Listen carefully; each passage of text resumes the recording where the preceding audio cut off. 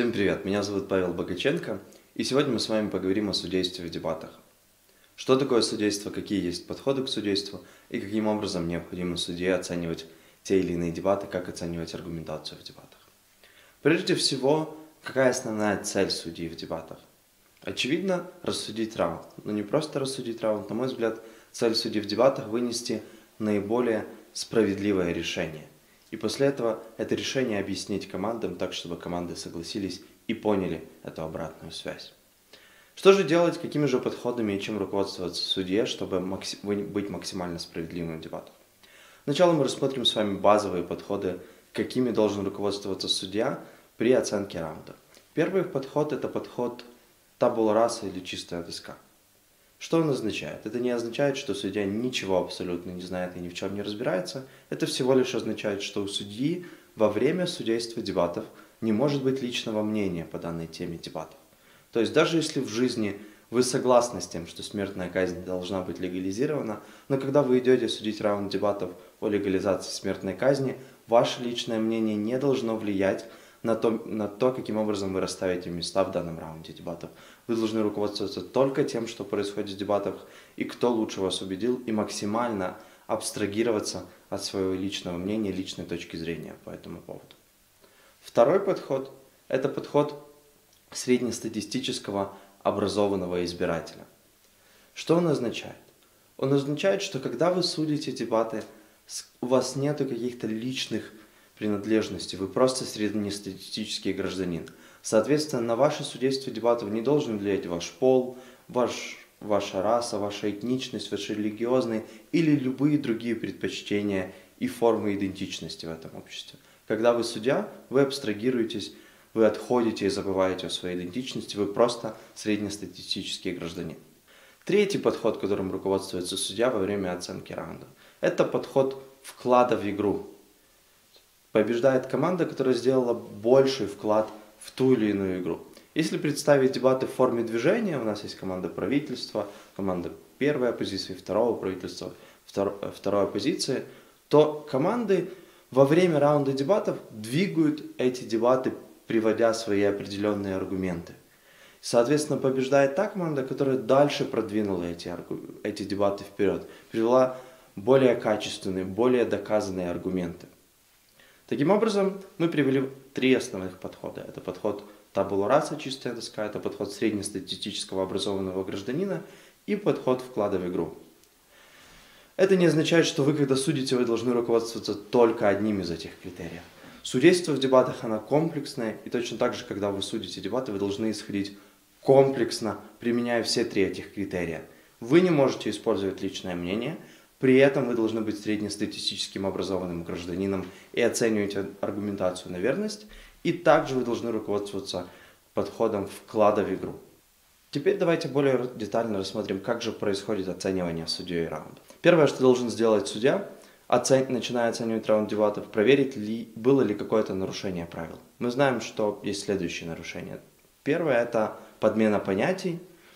Допустим, по теме «Эта палата ведет заочное участие в судебных заседаниях по уголовным делам», команда правительства, определяя предмет дебатов, сказала, что мы ведем участие в заседаниях по уголовных делах в режиме видеоконференции. Это будет явной подменой понятий, поскольку заочное участие предусматривает случаи, когда подозреваемый, обвиняемый известен, но он скрывается от следствия. Чтобы не затягивать процесс рассмотрения, следствие рассматривает этот процесс без него, и когда его найдут, сразу начнут применять к нему наказание. Это было первое нарушение правил. Другое нарушение правил может быть найфинг. Когда команды внутри, напарники по команде противоречат друг другу, или команды одной линии, допустим, линии правительства или линии оппозиции, они противоречат в аргументации между собой. Таким образом, первый шаг – проверить, были ли нарушения. Второй шаг – вы переходите непосредственно к оценке аргументации. Какими принципами должен руководствоваться судья? Судья оценивает раунд в комплексе, сравнивает речи между собой.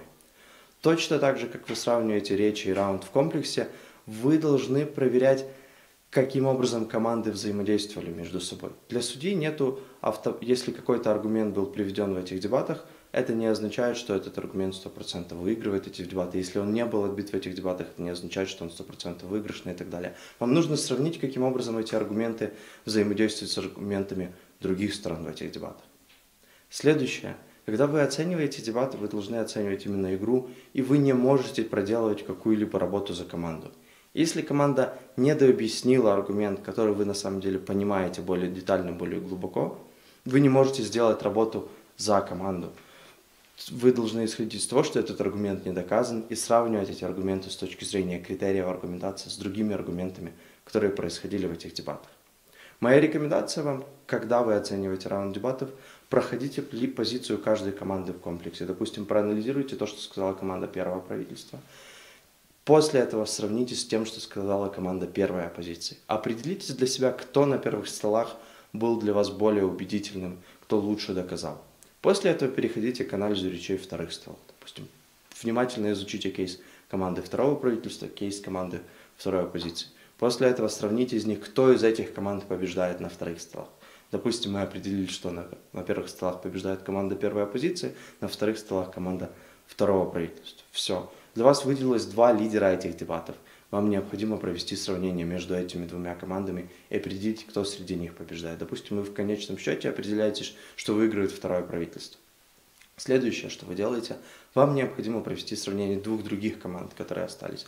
Первое правительство и вторая оппозиция. И вы для себя определяете, что в этих дебатах все-таки более убедительной была команда первое правительство. Что у нас есть таким образом? Мы видим, что в лидере выбилась команда второго правительства, мы видим, что побеждает команда первой оппозиции поверх первого правительства, первое правительство лучше второй оппозиции. Все таким образом вы для себя определились, каким образом расставятся места в этих дебатах.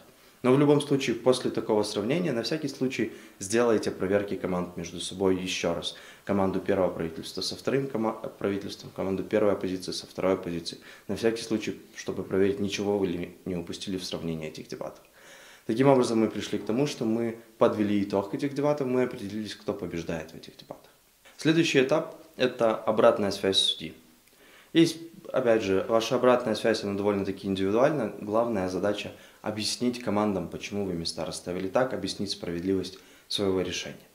Рекомендация, которую я бы вам дал, что сначала лучше назовите места командам, которые вы расставили, и после этого, в зависимости от расстановки мест, объясните свое решение. То есть вы можете пойти либо сверху, начиная с команды, которая заняла первое место, к команде, которая заняла четвертое место, или наоборот, от четвертого к первому.